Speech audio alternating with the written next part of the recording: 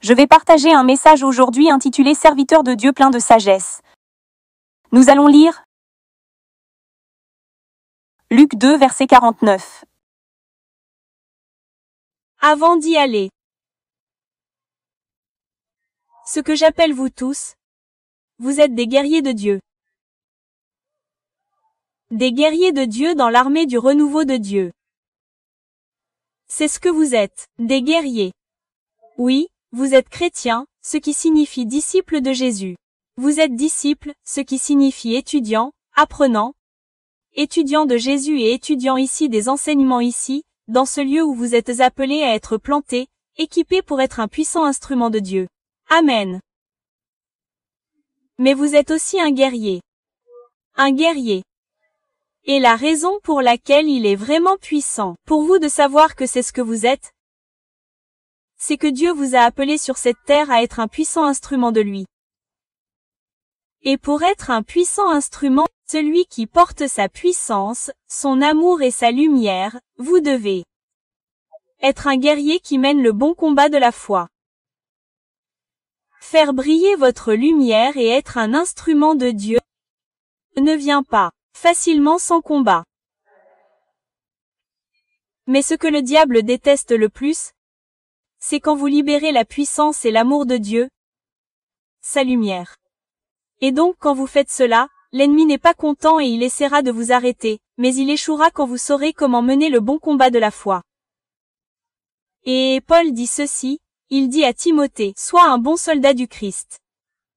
Endure la persécution avec moi, à mes côtés, sois un bon soldat.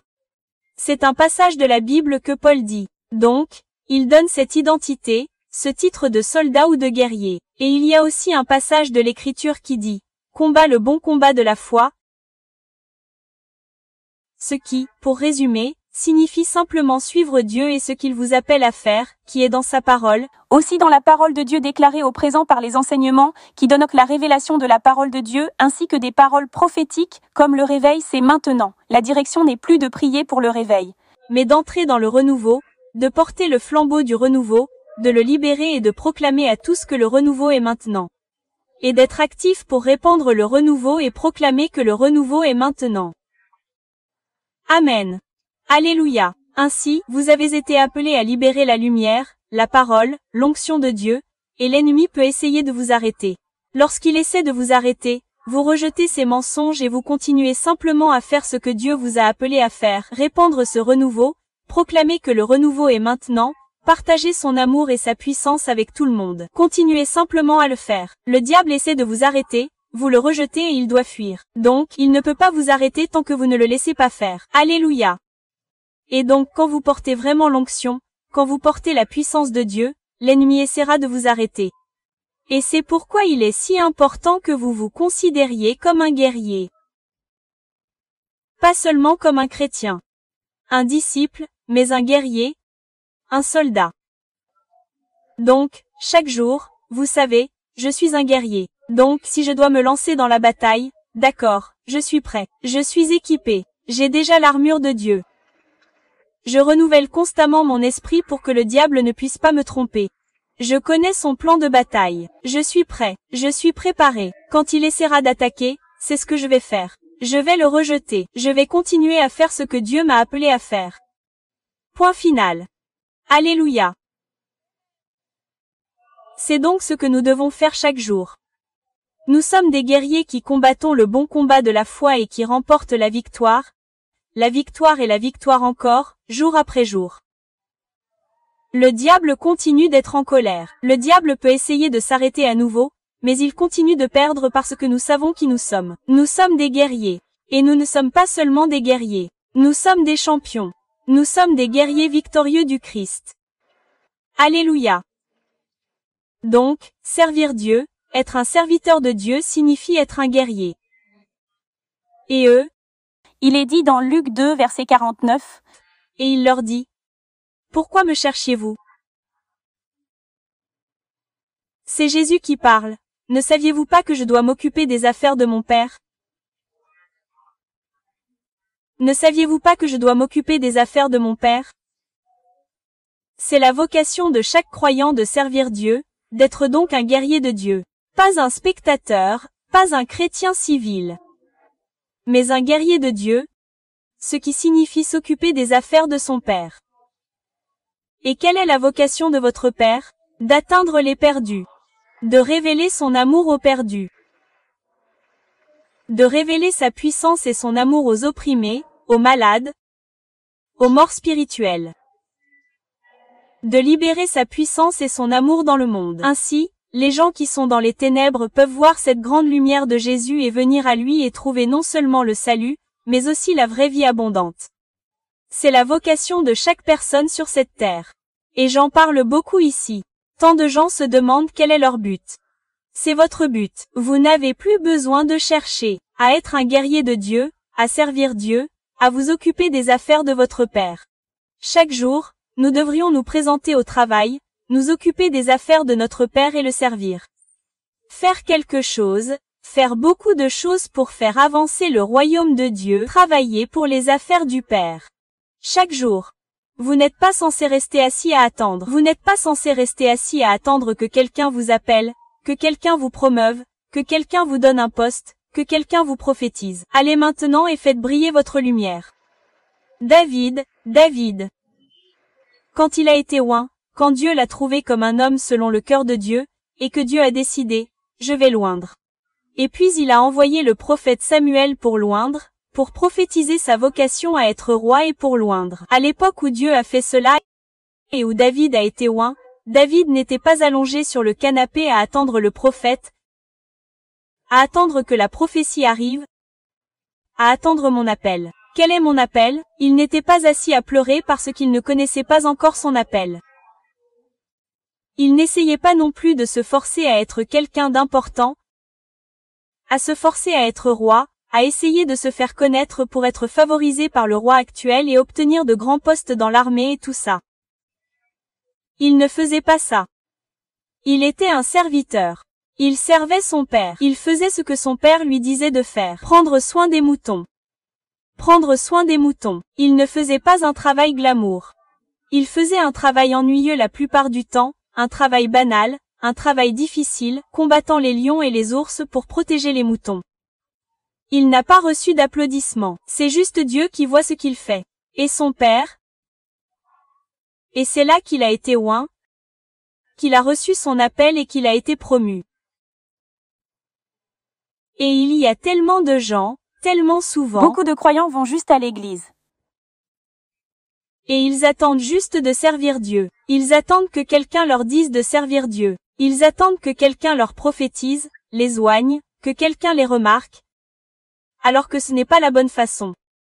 Ce n'est pas la façon d'attirer l'attention de Dieu. Ce n'est pas la façon de montrer à Dieu que vous êtes selon son cœur. Ce n'est pas comme ça qu'on est selon le cœur de Dieu. Comment être selon le cœur de Dieu? C'est s'occuper des affaires du Père.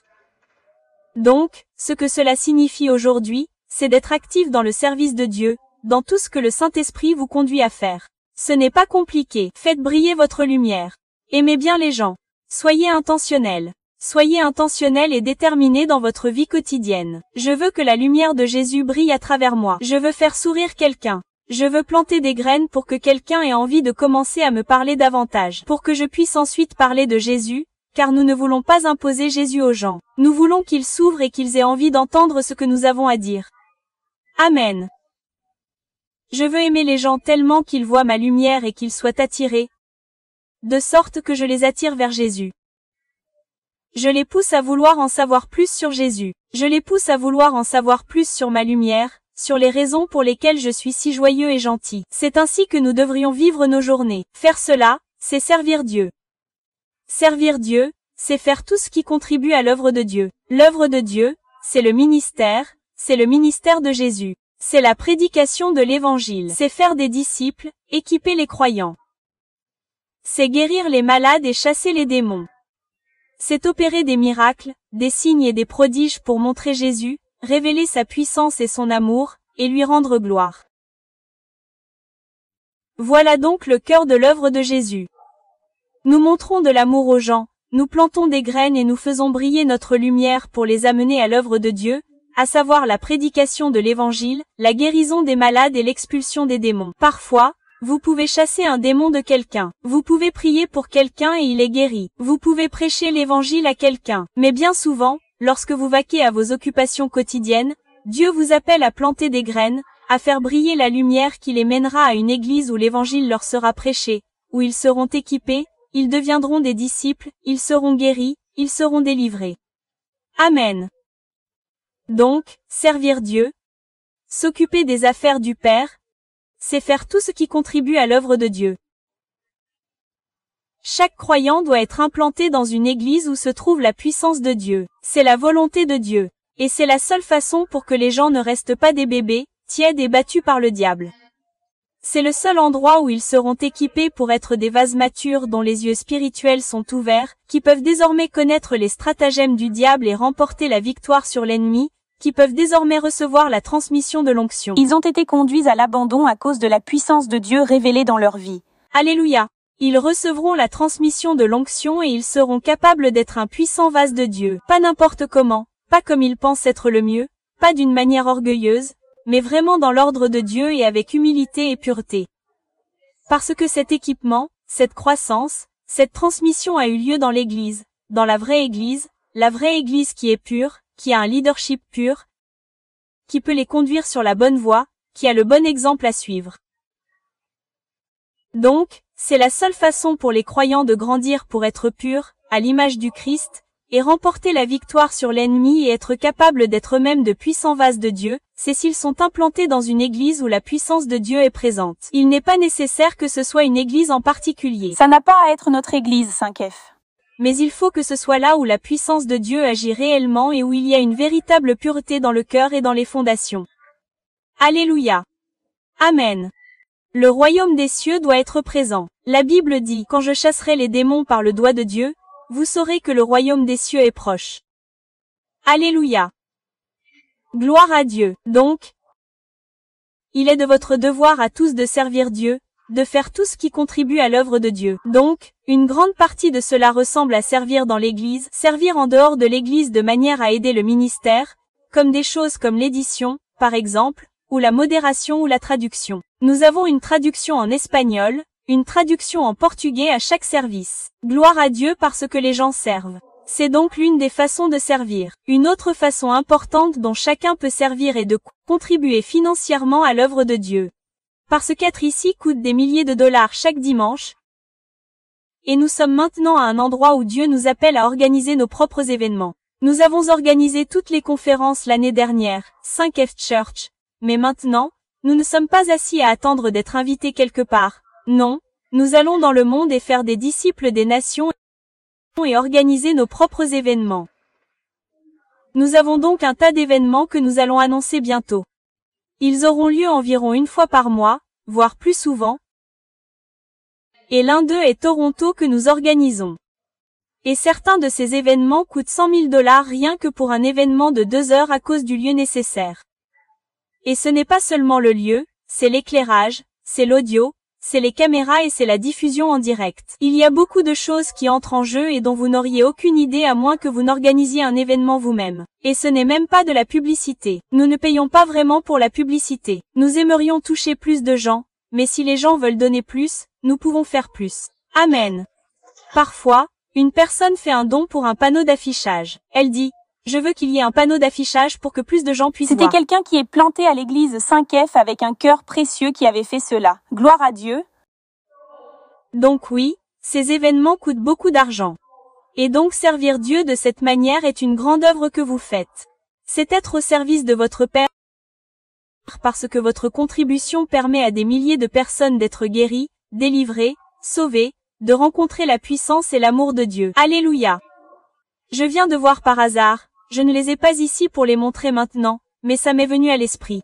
Nous avions publié une vidéo de Revival is Now Philippines en septembre dernier où 8000 personnes sont venues. Gloire à Dieu.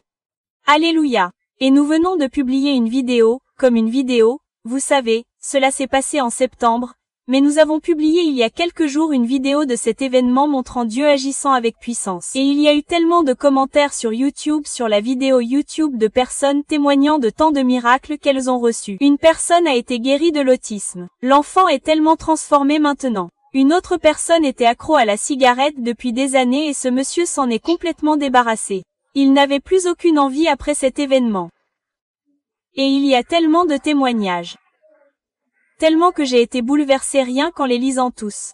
Juste des gens témoignant de ce qui s'est passé en septembre dernier. Gloire à Dieu. Je les ai postés sur ma page Facebook, vous pouvez les consulter, vous pouvez en lire quelques-uns. Mais gloire à Dieu. Mais ces choses arrivent parce que nous y sommes allés. Vous savez, les gens peuvent recevoir en ligne. Mais il y a des moments où nous devons poser les pieds, et c'est là que les gens invitent leur famille et amis, alors que ces mêmes gens n'auraient pas regardé la vidéo. Vous savez, ou parce que c'est en personne, Dieu a quelque chose d'encore plus puissant en réserve pour les gens et fait encore plus de miracles que ce qu'ils recevaient en ligne, vous savez. Et c'est pourquoi c'est une grande œuvre de Dieu que Dieu nous a envoyé faire. Organiser ces événements. Mais il coûte beaucoup d'argent. C'est donc un excellent moyen si vous vous demandez comment servir Dieu. C'est un domaine où il y a un besoin parce que nous voulons organiser plus d'événements parce que c'est ce que Dieu veut que nous fassions. Alléluia. Et une autre façon de servir Dieu, de s'occuper des affaires de votre Père, l'une des plus importantes est de partager votre témoignage et de partager toutes les vidéos et toutes les choses, tout le ministère qui se déroule. Partagez-les. Partagez-les sur vos pages de médias sociaux. C'est un excellent moyen de servir Dieu. Donc, s'il n'y a pas un endroit où vous ne sachiez pas comment servir en personne, peut-être que vous ne vivez pas à Los Angeles, il y a d'énormes façons dont Dieu vous appelle à le servir et à faire des choses puissantes pour lui afin de faire avancer son royaume et de vous occuper des affaires du Père. Amen. Alléluia.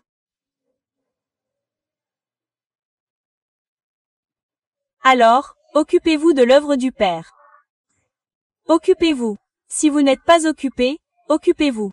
Ne restez pas assis à attendre une promotion, n'attendez pas une prophétie. Ce n'est pas comme ça que Dieu vous élève. Il attendra que vous commenciez à le servir pour qu'il puisse voir que vous êtes fidèle et qu'il puisse vous faire confiance, que vous êtes un bon intendant. La Bible dit, qui est fidèle dans les petites choses l'est aussi dans les grandes. Donc, si vous n'êtes pas fidèle dans les petites choses, vous ne le serez pas dans les grandes choses. Donc, si vous n'êtes pas fidèle dans les petites choses, alors Dieu ne vous en donnera pas plus. C'est pourquoi je dis, occupez-vous, sinon vous ne pourrez jamais servir Dieu davantage. Tu n'y arriveras jamais. Tu as ce grand rêve dans ton cœur. Je veux servir Dieu. Et tu te dis, je ne sais pas comment. Il y a tellement de choses à faire maintenant. Commence pour que Dieu puisse t'en donner plus, car il y a un travail formidable à faire, mais il t'attend. Il ne va pas distribuer ces œuvres importantes qui exigent tant de responsabilité et d'excellence. Il ne va pas les confier à des gens en qui il ne peut pas avoir confiance. C'est un travail précieux. Amen. Et donc, je me souviens, je venais juste d'obtenir mon diplôme universitaire. J'avais quel âge? 23 ans. 23 ans. J'ai obtenu mon diplôme universitaire en 2013. J'ai obtenu mon diplôme universitaire en 2013. Je me souviens avoir demandé à Dieu, Seigneur, quelle est ma vocation? Je ferai n'importe quoi. Qu'est-ce que c'est? Où veux-tu m'envoyer? Seigneur, j'irai n'importe où. Que devrais-je faire de ma vie? Je ne sais pas. Et je voulais connaître la réponse. Puis je voulais que Dieu me guide clairement. Mais je n'avais pas de direction claire. J'ai ressenti cette envie de déménager à Los Angeles et de devenir acteur, car le métier d'acteur et le chant étaient mes plus grandes passions. J'ai donc ressenti cette envie, et avec le recul, je sais que c'était Dieu qui utilisait quelque chose, qui utilisait un désir dans mon cœur pour m'amener à Los Angeles, à l'endroit physique où je recevrais cette prophétie sur ma vie, et à cette grande cité des anges, où le renouveau a éclaté tant de fois, pour lancer son renouveau, pour être un endroit où son renouveau se déverserait et ferait le tour du monde entier. Alléluia. Mais Dieu ne m'a pas donné cette prophétie directe, c'est comme ça que tu vas me servir. C'est ta vocation. Il ne me l'a pas donnée à l'époque. Mais je suis arrivée à Los Angeles et j'ai ressenti cette faim de Dieu comme jamais auparavant. Et j'ai commencé à chercher Dieu comme jamais auparavant dans ma vie. Et j'ai continué à le découvrir davantage, car la Bible dit que lorsque vous le cherchez de tout votre cœur, vous le trouverez. J'ai donc commencé à le chercher de tout mon cœur comme jamais auparavant. Et j'ai commencé à le découvrir davantage. Et puis j'ai ressenti ce désir dans mon cœur et cet appel de Dieu à le servir. Et l'église dans laquelle j'étais à l'époque? Cette église? Au fait, à l'époque, je ne connaissais rien sur la puissance du Saint-Esprit, le baptême du Saint-Esprit, les miracles, la délivrance, la guérison. Je n'avais aucune idée de tout cela à l'époque, dans cette église. Mais il y avait une église à Los Angeles, Une grande église que j'ai fréquentée pendant quelques années, et j'ai servi pendant des années. Je me souviens avoir servi dans tous les domaines, sauf un. J'ai servi avec les huissiers, j'ai accueilli les gens, j'ai parlé aux gens après, j'ai fait les offrandes. J'ai servi avec les jeunes. Et donc je les aidais à l'école du dimanche, je donnais des leçons. Je jouais parfois un genre de sermon, une histoire biblique. Je dirigeais la louange pour les enfants. Et j'étais aussi dans l'équipe principale de louange. Je faisais ça aussi. Et puis j'étais régisseur. Donc j'avais un casque et j'étais en arrière-plan et je disais aux pasteurs et à l'équipe de culte quand ils étaient censés sortir. Et j'apportais cette table, l'iPad et l'eau, avec mon casque sur les oreilles. Et puis une fois, on m'a demandé d'être le directeur de production, même si je ne savais pas comment faire ça. Et c'était quelque chose de très technique. Je ne suis pas vraiment une personne technique. Je suis plutôt une personne créative. Mais j'ai dû passer des heures la veille au soir à écrire toute la séquence de l'ordre de l'église. Et c'était une méga church. Donc c'était très précis, détaillé. Tout était parfait et dans les temps. Donc je me rappelle avec mon casque et je devais parler. Ok, régisseur. Ok pour la première chanson ou quelque chose comme ça. Ok à la personne qui affiche les paroles. Je leur disais à tous d'être prêts. Prêts pour la lumière, prêts pour l'écran, les paroles. Prêts pour la régie. Prêts à l'équipe de louange. C'est parti équipe de louange. C'est parti pour la lumière. C'est parti pour les paroles. C'est parti, c'est parti. C'était tellement intense et ce n'était vraiment pas un point fort. Je n'étais pas très douée pour ça. Mais Dieu m'a aidé à traverser ça et j'étais tellement nerveuse à l'idée de prendre un micro et de parler à l'équipe de louange et de dire « Très bien, êtes-vous prête à répéter ?» Mais je l'ai fait, et je me souviens que je passais 2 heures la veille au soir, juste à écrire ce script. Il faut signaler à cette personne avant telle chanson, cette autre personne pour la chanson d'après, et pour la prédication, telle personne avec le temps exact pour le faire. Cette chanson c'est 3 minutes. Vous savez, et je me souviens que je devais parfois faire des études bibliques à 6 heures du matin quand je servais de cette façon. Et donc je faisais l'étude biblique à 6 heures du matin pour l'équipe de production. Et puis nous avions 4, ou je crois même parfois 5 services. Et donc j'étais en mode intense, vraiment en sueur, chaque service. Et donc j'étais là de 6 heures du matin, à travailler intensément jusqu'à 21 heures ou quelque chose comme ça, avec juste 1 heure de pause. Et je ne ferais pas ça tous les dimanches. C'était comme une rotation. J'étais là toute la journée, et ce n'était pas payé parce que c'est servir Dieu. Mais je faisais ce genre de choses. Je servais dans tous les domaines, sauf dans l'hôtellerie. Je crois que c'est le seul domaine où je n'ai pas servi. J'ai fait ça pendant environ 3 ans. Tout mon dimanche, du matin au soir, je servais juste. Et en même temps, j'invitais les gens à l'église en masse. J'amène des foules à l'église, en gros tout le monde. Je suis tellement sérieux quand j'invite les gens à l'église. Et je partage ça parce que c'était cette période. C'était juste à cette période que j'ai reçu la prophétie pour ma vie. Je n'étais pas assis là. Je n'étais pas assis là. Dieu voyait que j'étais selon son cœur. Dieu voyait que je m'occupais des affaires de mon père. Pendant des années, j'ai fait ça. À l'époque, je pensais que j'allais devenir un chanteur de musique chrétienne. Je n'avais aucune idée que c'était le plan de Dieu pour ma vie, mais je voulais être dans sa volonté plus que tout. Alors le Seigneur me l'a montré hier soir. Il m'a dit, tu es comme David avec les brebis. Vous savez, je devais voir que tu étais vraiment selon mon cœur. Être selon le cœur de Dieu ne se résume pas aux émotions et aux paroles. C'est une question d'action. C'est ainsi que Dieu voit que vous êtes vraiment selon son cœur. Être selon son cœur, c'est s'occuper de ses affaires, car tout son cœur est tourné sur ses affaires. L'affaire de sauver des âmes, de leur révéler son amour et sa puissance, de les délivrer et de les guérir. C'est tout le cœur de Dieu. Alléluia. Gloire à Dieu.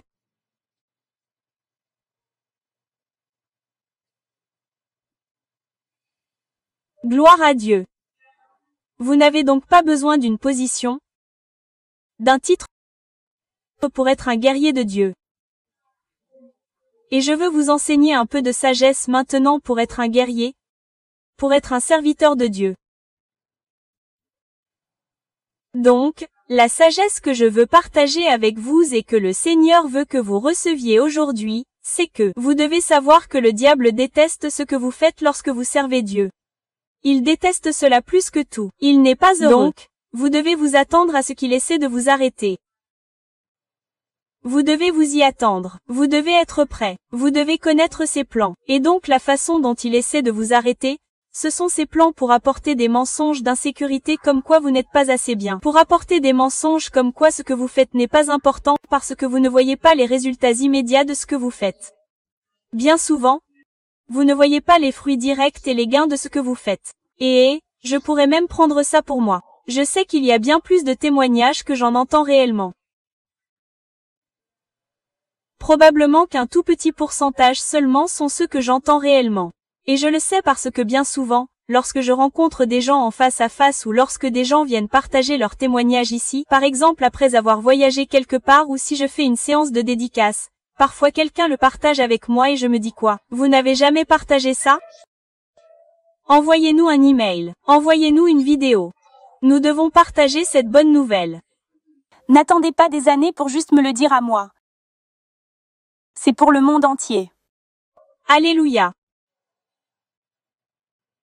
Et donc même moi, je sais qu'il y a tellement de choses dont je ne vois même pas le résultat direct. Si j'envoyais le résultat direct, oh là là, pour tout le monde, je serais probablement en train de planer ici. Je veux dire, je suis déjà rempli de tellement de joie. Mais ce que j'essaie de dire, c'est qu'il y a une différence entre quand vous plantez et que vous ne voyez pas le fruit, et quand vous plantez et que vous voyez le fruit. Oh, quelle joie c'est, vous savez. Alléluia. Et donc, mais de toute façon, quand vous êtes au début de votre service à Dieu, et votre début ne signifie pas seulement le premier jour. Cela peut être la première, la deuxième, la troisième ou la quatrième année. Et c'est toujours comme le début parce que dans le grand schéma des choses, c'est le début. C'est poser les fondations. C'est le début. C'est encore la saison où on est dans le champ avec les moutons. Donc au début, vous plantez et vous ne voyez pas le fruit tout de suite. Parfois, il faut des années avant de voir le fruit. Et à ce moment-là, Dieu fait une grande œuvre en vous pour façonner votre cœur, pour apporter de l'humilité dans votre cœur, pour renforcer votre foi, pour tester votre loyauté envers Dieu, votre fidélité envers Dieu, renforcer en vous la force qui vous permettra de persévérer malgré tout, car vous avez continué sans voir de résultats ni de fruits, mais vous avez continué encore et encore, parce que c'est ce que Dieu vous a demandé de faire. Amen. La Bible dit dans Zacharie 4 verset 10. Ne méprisez pas ces petits commencements, car l'Éternel se réjouit de voir les œuvres commencer. Alléluia. Tout ce qui est grand doit commencer petit. Il n'y a pas d'autre moyen. Une maison ne commence pas comme une maison. Elle commence avec une brique. Avec une seule brique. C'est comme ça que ça commence. Et donc, avec ce que Dieu vous appelle à faire dans votre vie, si votre vie est un grand gratte-ciel en termes de votre appel, vous devez commencer avec une brique. Vous ne pouvez pas avancer rapidement. Vous devez commencer petit. C'est la seule façon. Au début, Dieu vous fait traverser une période où vous ferez des choses qui sont inconfortables. Vous ferez des choses que vous ne voulez pas faire. Elles ne sont pas amusantes. Et il y a peut-être une tentation d'abandonner parfois parce que vous n'avez pas l'impression que ce que vous faites est fructueux. Mais Dieu vous demande de continuer et de le servir simplement parce qu'il vous dit de le servir. Et ne vous inquiétez pas des résultats. Ne vous inquiétez pas de la croissance. Dieu s'en chargera. Dieu le fera. Dieu sera fidèle. Il sera fidèle pour arroser et faire fructifier chaque graine que vous semez. Amen. C'était mes petits débuts. Je me J'ai souviens, accueilli mon père spirituel, prophète Jordavi. je l'ai accueilli lors d'une conférence. C'était la première année après avoir reçu mon appel et être devenue sa fille spirituelle. Et c'était quelques mois après avoir fondé l'église 5F. Nous avions un nom différent à l'époque, mais nous avons commencé par organiser des soirées de louanges sur Mahaland Drive. Et j'ai commencé là-bas avec moi et quelques amis. Et j'ai juste fabriqué une pancarte avec un panneau que j'avais acheté, Et je ne jouais pas très bien de la guitare.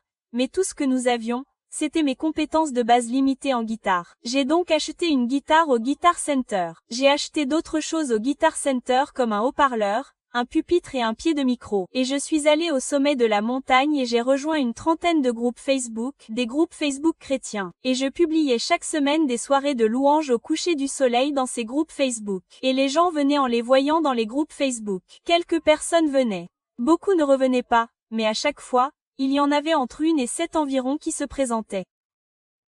Et c'était tellement inconfortable pour moi de prêcher. Prêcher était ma plus grande peur et ma plus grande faiblesse. Parler en public était ma plus grande peur et ma plus grande faiblesse. Et l'ennemi proférait si souvent ces mensonges d'insécurité. Tu n'es pas assez bon. Tu n'es pas un prédicateur puissant. Et regardez, les gens ne restent pas. Donc, ils ne sont manifestement pas bénis. Ce sont les choses que j'entendais dans ma tête à chaque fois, mais j'ai continué à prêcher. C'était la période inconfortable de mes modestes débuts. Mais Dieu m'appelait à faire cela. Le diable était un menteur. Et tandis que j'obéissais à Dieu, il allait agir sur cette obéissance comme il avait agi sur le bâton de Moïse. Et il l'a fait. Il a agi sur mes paroles même si elles étaient encore enfantines à ce moment-là. Comme si je n'étais pas encore complètement adulte. C'était un petit début, mais il était fidèle. Il était fidèle pour me faire mûrir et pour faire grandir ce don en moi alors que je continuais à persévérer pendant ce petit début. Amen.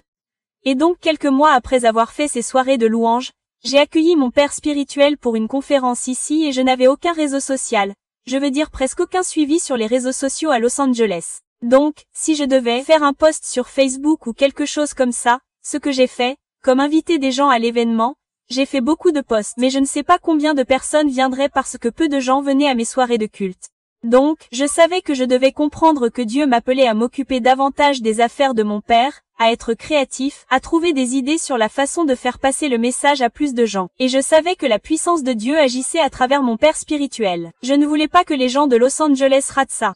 Je voulais que les gens l'apprécient et reçoivent, soient délivrés, guéris et reçoivent l'onction prophétique sur leur vie. Et donc, j'ai fait beaucoup d'efforts. Je suis allée à l'imprimerie et j'ai commandé des tonnes de prospectus. Et j'ai même commandé une affiche aimantée que j'ai posée sur ma voiture. Ma Jeep Compass. J'ai fait le tour de Los Angeles, avec le panneau sur la porte.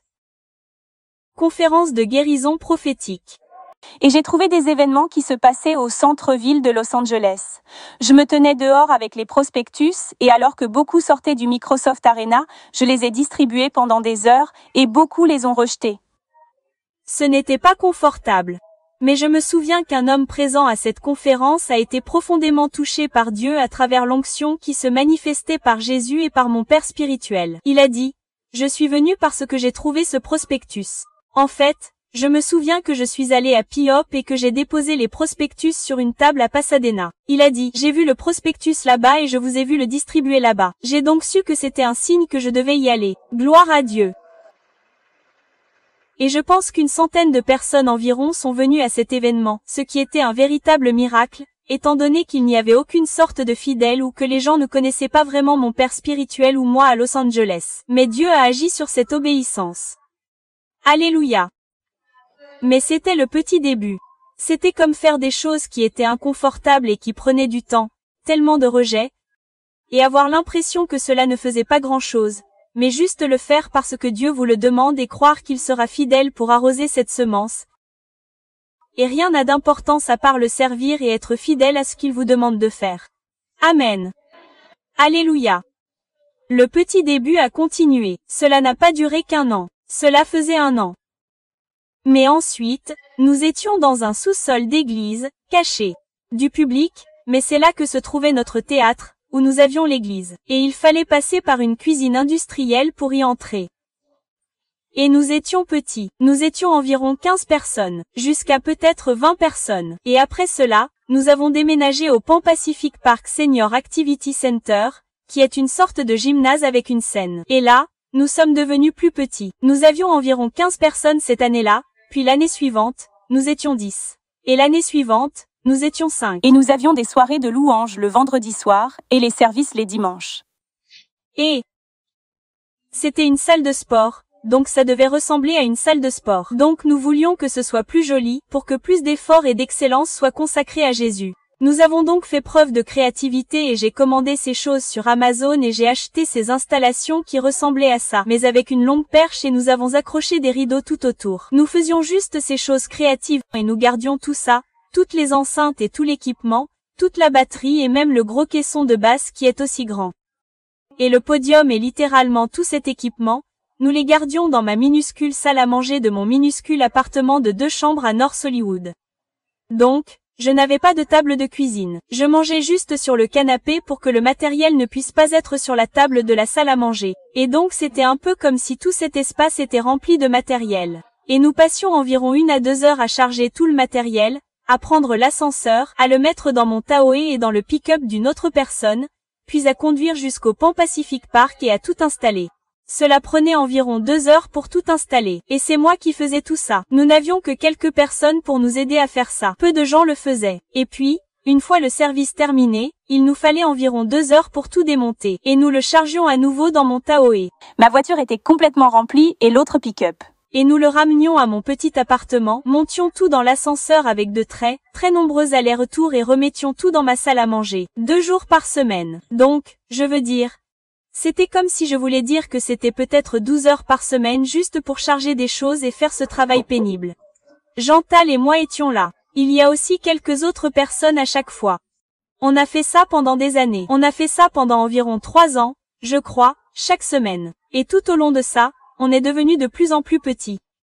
Et une fois, il n'y avait même que le gars du son qu'on avait embauché parce qu'aucun d'entre nous ne savait quoi faire avec le son. On embauchait donc un gars du son et il y avait entre 1 et 4 personnes là-bas. Une fois, c'était juste le gars du son. On a donc fait la soirée de louange juste pour le gars du son et on a diffusé en direct avec juste quelques personnes qui regardaient, et c'était tout. Mais on a tout fait, on a tout chargé. Les 6 heures de chargement. Pour une personne qu'on avait embauchée pour être là.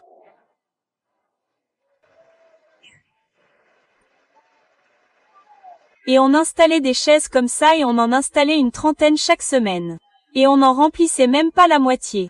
On est devenu de plus en plus petit. Et je le faisais presque toutes les semaines. Je déposais les chaises pendant des années. Puis je montais jouer au piano, diriger la louange et ensuite prêcher. Oui. C'était le petit début que j'ai traversé. Vous voyez? Puis après ça, quand le Covid a frappé, on est sorti et on a encore diminué. Il y avait tellement de fois que Chantal et moi. Et donc maintenant, on n'avait plus tout le système parce qu'on était dehors dans le parc. Mais maintenant, on chargeait tout dans ma voiture. En fait, on gardait tout dans ma voiture, je crois. Et puis on avait un chariot. On mettait tout sur le chariot, tout l'équipement sur le chariot. Et parfois, rappelez-vous qu'il faisait 38 degrés. Jean-Paul et moi transpirions tellement. On le faisait rouler sur la colline herbeuse et des choses tombaient plusieurs fois et on devait le remettre en place. Et pendant de très nombreux mois, environ plus d'1 an au Pan Pacific Park, Chantal et moi avons fait toute l'installation. Quand le renouveau a éclaté, on a fait toute l'installation. Quand 300 personnes sont arrivées et que le renouveau a éclaté et qu'il est devenu un renouveau mondial, on était encore en train de faire l'installation même quelques semaines plus tard, je crois. Et donc vous savez, c'était drôle comme quand le renouveau a éclaté, je pense que certaines personnes se sont dit, quoi, elle est sortie de nulle part.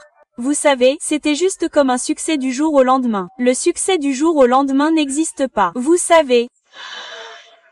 C'était des années de petits débuts avec l'impression de reculer.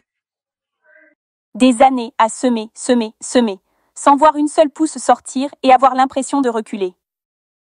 Qu'est-ce qui arrive à ce que nous semons? C'est comme ça qu'on se sentait. Vous voyez? Mais Dieu voulait que je traverse ça. Dieu voulait que nous traversions ça. Pour 2 raisons. Premièrement, pour façonner notre caractère, pour nous façonner à ressembler davantage à Jésus. Nous devons traverser ce feu pour ressembler davantage à Jésus. C'est la seule façon de traverser cette épreuve, l'attente, la seule chose qui produit de la patience. Donc, si vous voyez quelqu'un qui ressemble tellement au Christ, qui est tellement patient avec quelqu'un, et vous vous dites, comment peut-il être aussi patient? C'est à cause des années où votre patience a été mise à l'épreuve et où vous dites, oui, Seigneur, je te permettrai de tester ma patience. Je choisirai d'être content et de traverser cette période d'attente, qui est vraiment inconfortable, mais je choisirai d'être content. Je choisirai de ne pas me plaindre. Je choisirai de continuer à te louer et à te remercier. Je choisirai de continuer à te servir chaque jour, même si je n'aime pas attendre. Personne n'aime attendre. C'est de là que vient la patience. C'est de là que vient la ressemblance avec Christ. Les petits commencements, les années parfois de petits commencements. C'est l'une des raisons pour lesquelles Dieu dit, ne méprisez pas les petits commencements, car il aime voir l'œuvre commencer. Il aime voir commencer l'œuvre du feu purificateur qui vous transforme davantage à son image, pour vous amener à un endroit où les gens peuvent le rencontrer à travers vous de manière si puissante parce que votre caractère est tellement à sa ressemblance. Alléluia. Alléluia. Louez Dieu. Et il teste votre fidélité. Il teste s'il peut compter sur vous. Si vous continuerez à vous présenter pour lui, si vous continuerez à lui obéir, le servez-vous vraiment pour le servir ou le servez-vous pour votre propre gain? C'est ainsi que cela est testé. Lorsque vous le servez pendant des années et que vous n'en tirez aucun bénéfice, vous n'obtenez aucun applaudissement. C'est ainsi qu'il teste cela. Et c'est ainsi que ce caractère se forme en vous davantage, ou vous perdez votre. Vous mourrez à vous-même. Vous mourrez à vos ambitions. Donc ces petits commencements sont beaux parce que Dieu accomplit cette grande œuvre en ce lieu. Alléluia. Il ne peut pas faire ce travail si vous êtes assis sur vos fesses en attendant d'être appelé à servir quelque part. Il ne peut pas faire ce travail ainsi.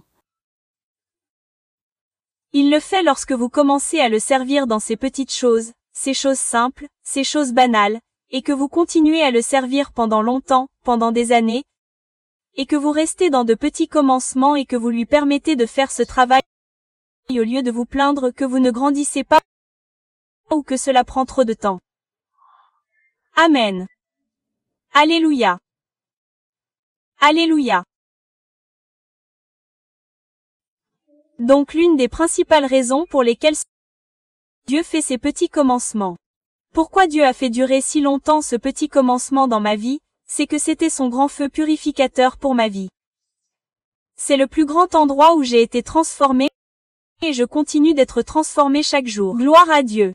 Mais la plus grande œuvre est arrivée à ce moment-là. Il avait besoin que je sois prêt à être le berger de nombreuses personnes. Pour ne pas être à moitié prêt, il a dû faire un grand travail qui a pris des années. Donc ces petits commencements étaient parfaits, magnifiques. Ne les méprisez pas, ils sont magnifiques, ils sont parfaits. Ils sont ordonnés, orchestrés parfaitement par Dieu. Alléluia. La deuxième raison pour laquelle Dieu fait de petits commencements et vous permet d'y rester un petit moment, parfois longtemps, c'est parce que Dieu construit ce grand témoignage dans votre vie, un témoignage de sa fidélité, un témoignage de ce qui arrive quand vous n'abandonnez pas. Quand vous continuez à croire en Dieu et que vous continuez à le servir, il vous construit pour que vous deveniez un personnage biblique moderne qui a une grande foi, qui peut être un exemple pour les autres.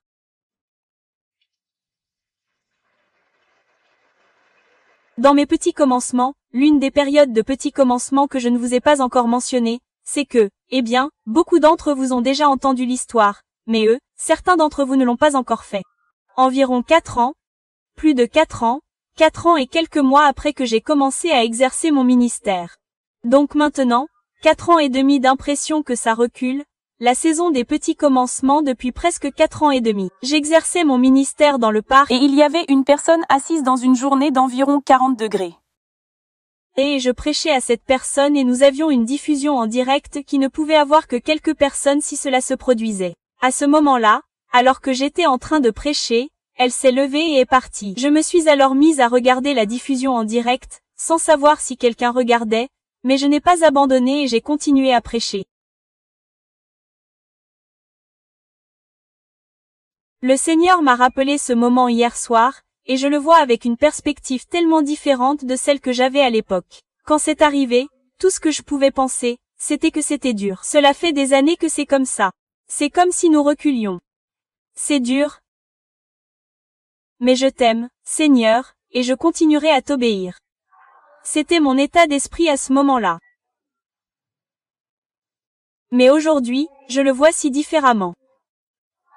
Aujourd'hui, je vois que Dieu a orchestré ce moment pour que je partage cette histoire à l'avenir, qui encouragerait des milliers, voire des millions de personnes, et que lorsqu'elles entendraient ce témoignage, cela les conduirait à ne pas abandonner parce qu'elles l'auraient entendu. Alléluia. Cela les conduirait à ne pas abandonner Dieu et à ne pas s'éloigner de la foi. Cela les conduirait à ne pas abandonner ce à quoi Dieu les avait appelés, afin qu'ils puissent être puissamment utilisés par Dieu. Ils pourraient être comme un David. Ils pourraient continuer parce qu'ils ont entendu ce témoignage de la fidélité de Dieu. Alléluia. Et donc je regarde en arrière maintenant et cela m'encourage aujourd'hui. Cela m'encourage en ce moment même dans ma situation tendue dans la vie. Je suis tellement encouragée que même dans ma vie aujourd'hui, Dieu continue de construire un témoignage qui va encourager des milliers, des millions d'autres personnes d'une manière encore plus profonde que mon témoignage jusqu'à présent. Alléluia. Alléluia. Cela m'aide parce que si souvent nous nous disons, pourquoi Dieu, cela ne suffit-il pas? Dieu, peux-tu déjà apporter la récompense? Peux-tu déjà apporter l'accroissement? Pouvons-nous augmenter au moins un tout petit peu? Seigneur. Certaines des promesses peuvent-elles venir, même une, ça fait déjà un bon moment. Cela fait longtemps. Puis-je en avoir juste une? Mais c'est là où nous en sommes. C'est là où nous en sommes dans nos esprits quand en réalité Dieu dit, je vais t'utiliser pour encourager et pour faire grandir, élever la foi de milliers de personnes, de millions de personnes. Continuez. Il ne s'agit pas de votre confort. Il s'agit du sauvetage d'âmes dans le futur.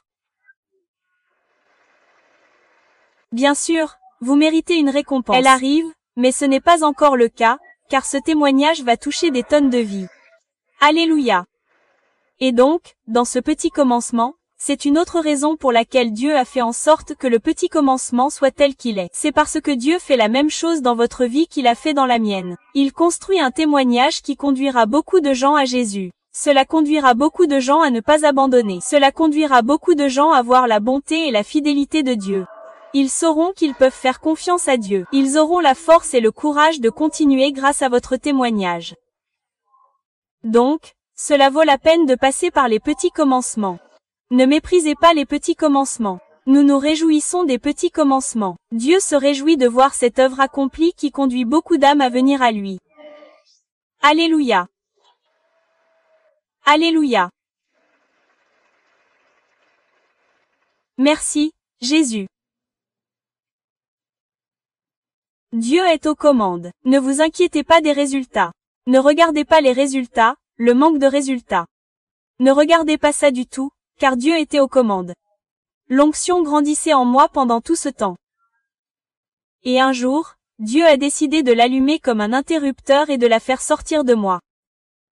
Et les démons ont commencé à se manifester et à quitter les gens. Et cela ne s'est pas produit pendant ces 4 années et demie de ministère hebdomadaire, bi-hebdomadaire, voire 2 fois par semaine parfois. Parfois, je pâchais en direct tous les jours de la semaine pendant la période du Covid. Pas une seule fois un démon ne s'est manifesté et n'a quitté quelqu'un avant 4 ans et demi. C'était Dieu. Dieu était aux commandes. Dieu était aux commandes de la moisson. Dieu était aux commandes de l'accroissement.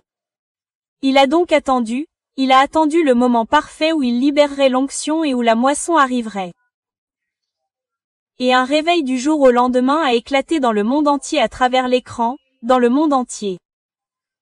Des gens sont venus de pays différents chaque semaine depuis cette année 2021.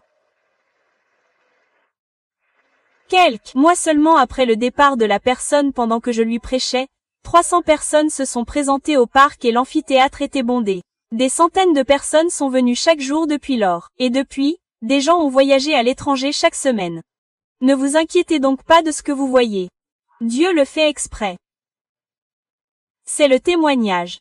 C'est le test qui se transformera en témoignage.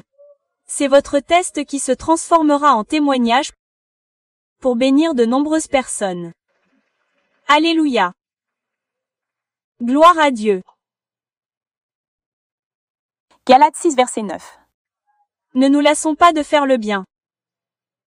Car au temps convenable, au temps fixé par Dieu, au moment parfait de Dieu, nous moissonnerons. Si nous ne nous décourageons pas, Alléluia. C'est une parole vraie. Je peux en témoigner dans ma vie. Je suis tellement reconnaissant de ne pas avoir abandonné. Alléluia. Ce qui m'a empêché de ne pas abandonner dans ces petits débuts, c'est de croire en la parole de Dieu. C'était être comme un enfant et croire la parole de Dieu, la parole prophétique de Dieu sur ma vie. La parole prophétique me dirigeant de la part de mon père spirituel qui disait que le renouveau allait éclater, la direction qui viendrait de lui concernant le plan de Dieu pour ma vie et mon ministère. Et ici à Los Angeles, il a prophétisé ces choses. Et comme un enfant, je croyais qu'elles s'accompliraient. Les paroles que le prophète a prophétisées parce que Dieu a donné des prophètes comme don au corps du Christ pour cette raison. Pour nous guider. Pour nous diriger comme un enfant.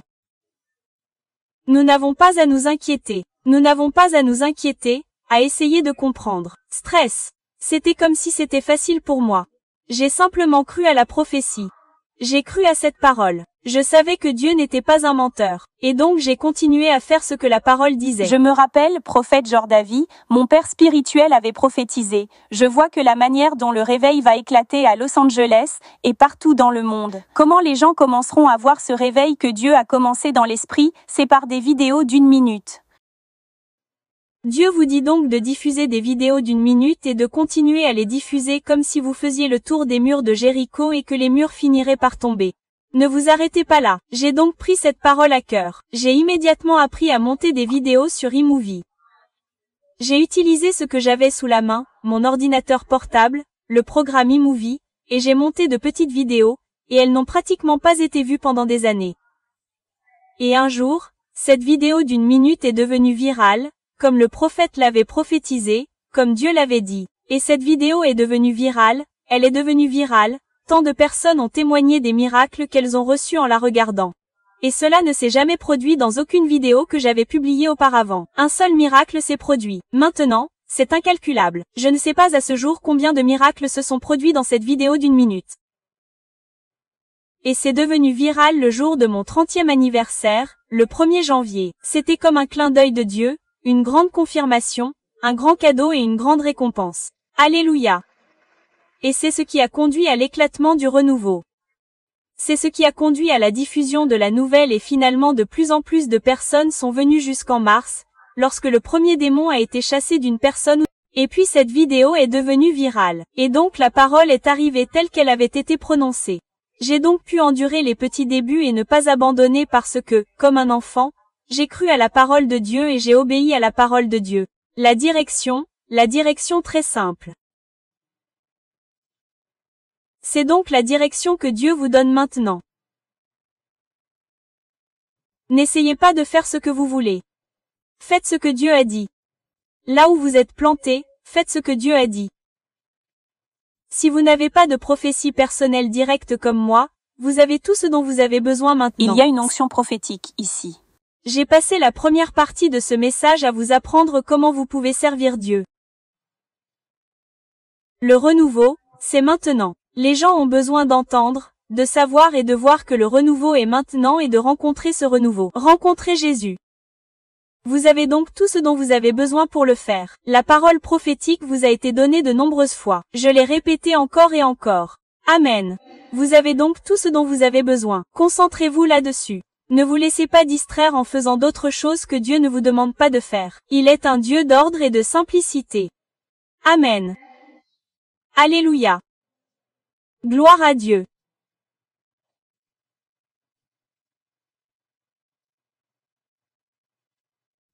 Et la dernière chose que je veux partager avec vous pour vous donner de la sagesse dans le service de Dieu est d'être conscient des stratagèmes de l'ennemi pour essayer de vous arrêter.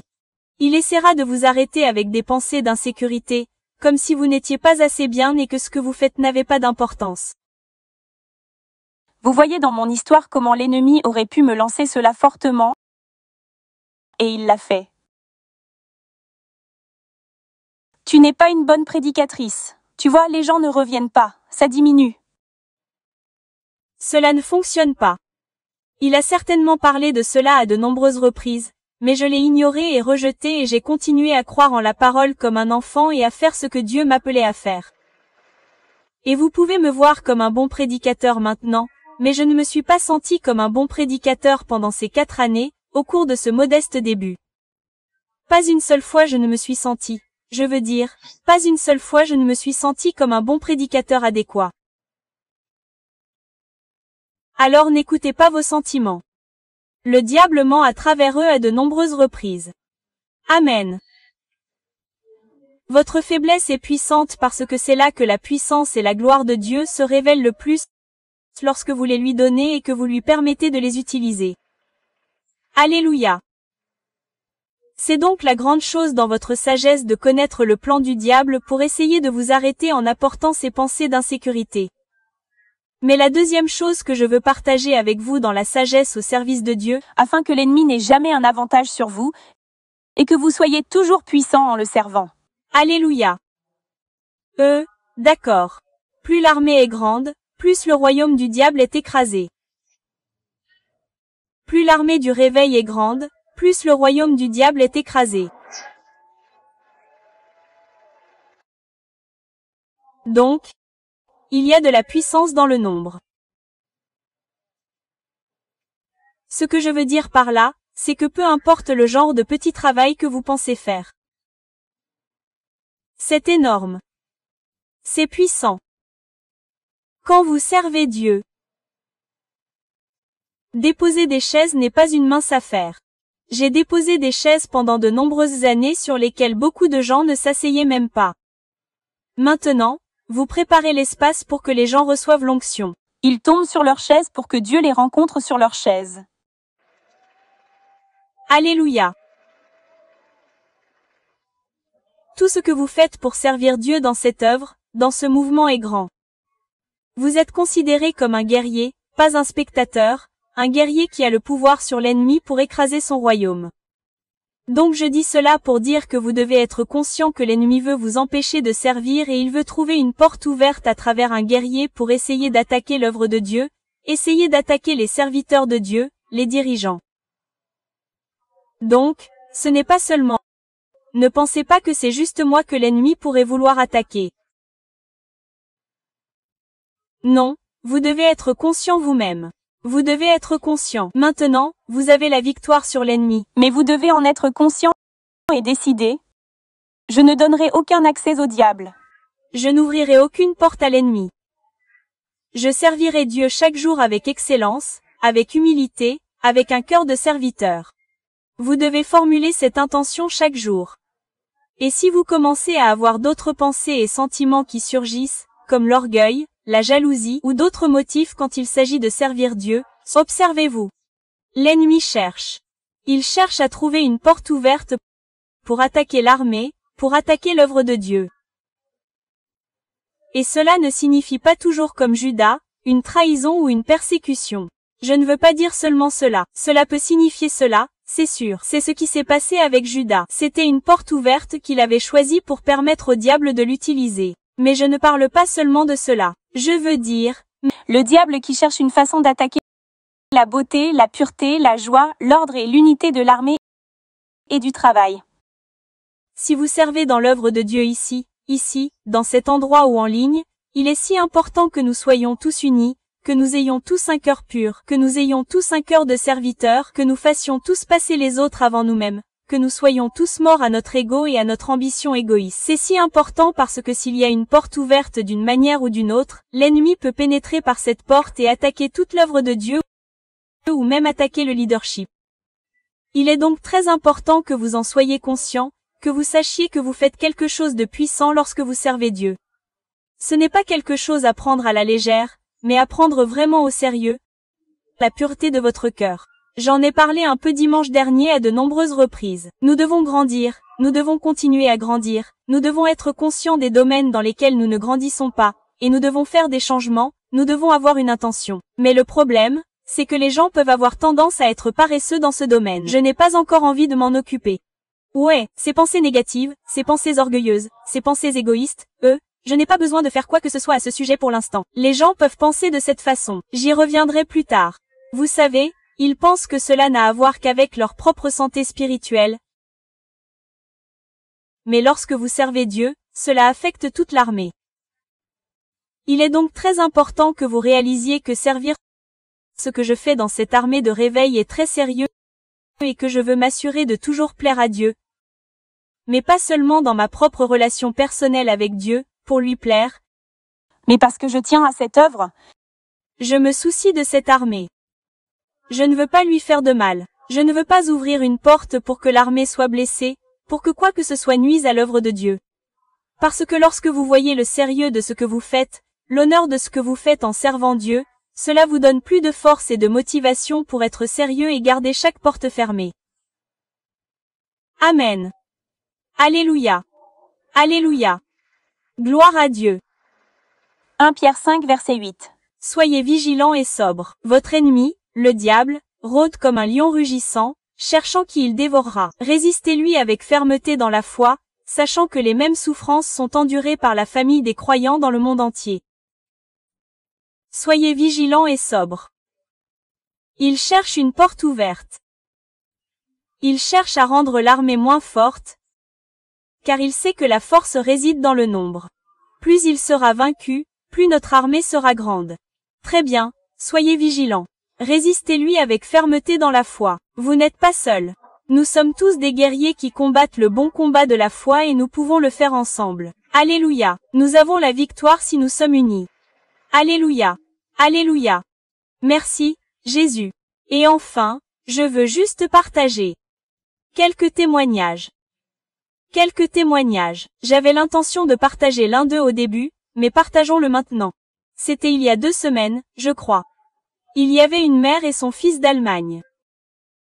Je crois que c'était il y a 2 semaines, peut-être 3 semaines. J'ai posté ça sur les réseaux sociaux, donc beaucoup d'entre vous l'ont peut-être vu.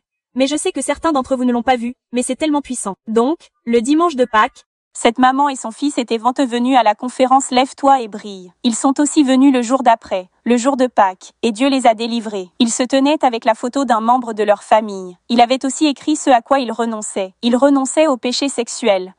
Et donc il avait lutté pendant plusieurs années contre une dépendance à la pornographie, n'est-ce pas?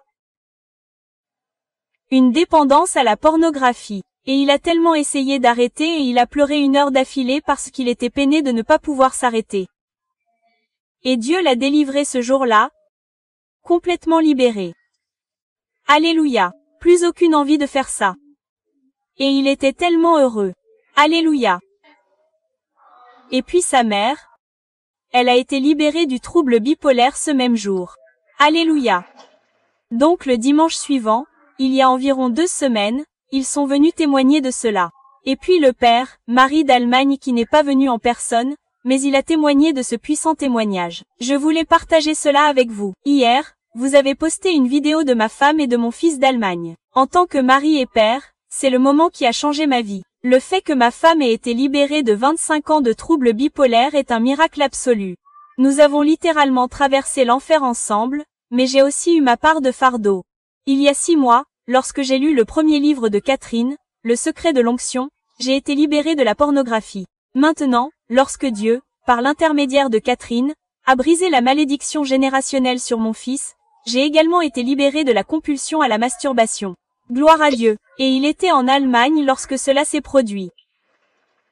Depuis que j'avais 7 ans, donc pendant 50 ans, j'ai été piégée par cette malédiction générationnelle. Jésus,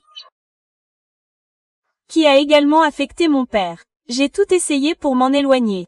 La condamnation, la honte et l'auto-accusation étaient mes constantes compagnes, accompagnées d'échecs constants. Mais maintenant, je suis vraiment libre depuis que Dieu, par l'intermédiaire de Catherine, a brisé cette malédiction par l'onction. Chaque jour, je me réveille avec joie et j'ai du mal à croire ce qui s'est passé. Et je sais qu'il y a beaucoup d'hommes et de garçons qui sont poussés par cette dépendance. Je peux vous dire que oui, il y a une délivrance lorsque vous tombez sous l'onction.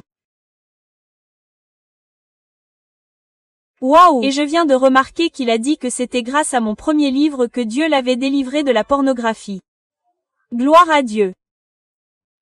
Donc, en parlant du livre, je voulais partager un autre témoignage, car la façon dont Dieu vous utilise tous pour répandre ce renouveau est si puissante.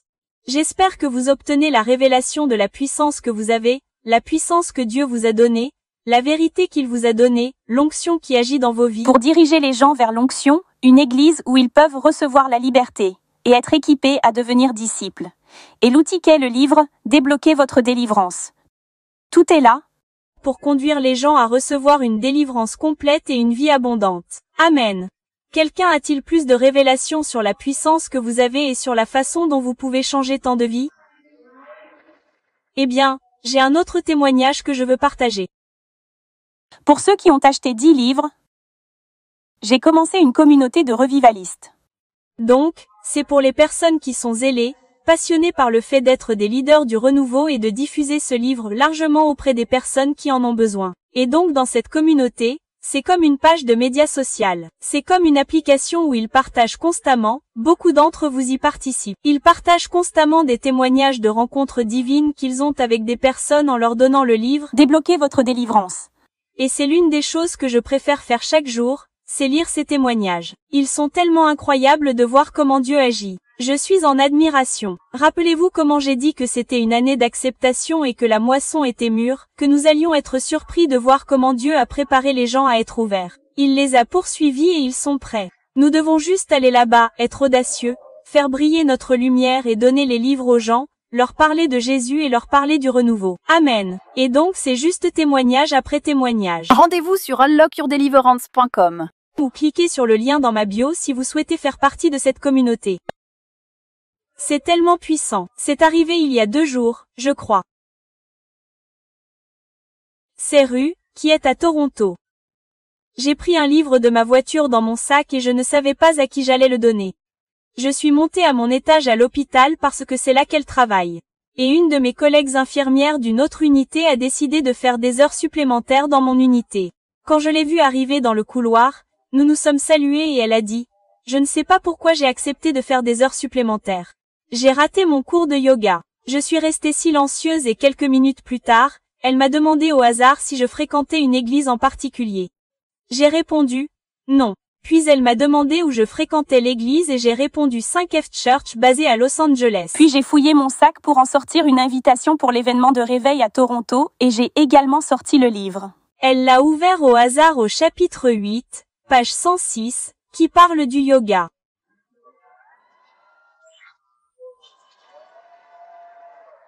Qui parle du yoga comme d'une contrefaçon du lien avec Jésus.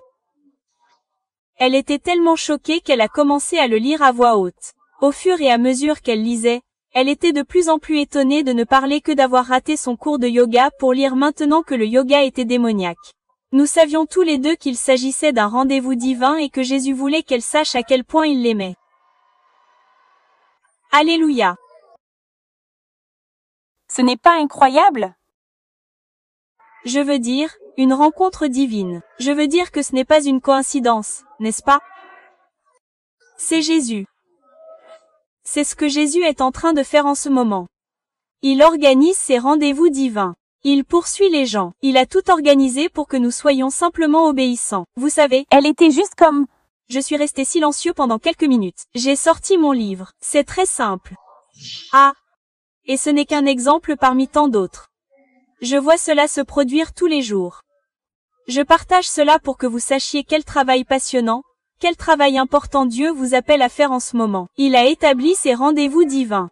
Je vous le dis, il les a établis pour vous. Ils sont prêts à être accomplis. Et votre rôle est très simple. Il faut un peu d'audace. Mais vous avez le feu du Saint-Esprit. Pour vous donner cette audace. Et vous allez recevoir davantage aujourd'hui. Alors, sortez et occupez-vous des affaires de votre Père. Sortez et répandez cette bonne nouvelle encore plus fort, encore plus loin et plus largement. Amen. Continuez à répandre le livre et à faire briller votre lumière, armée de Dieu. Alléluia. Alléluia. Alléluia. Alléluia. Il est temps de rouler. Lacez vos bottes. Mettez votre sac à dos.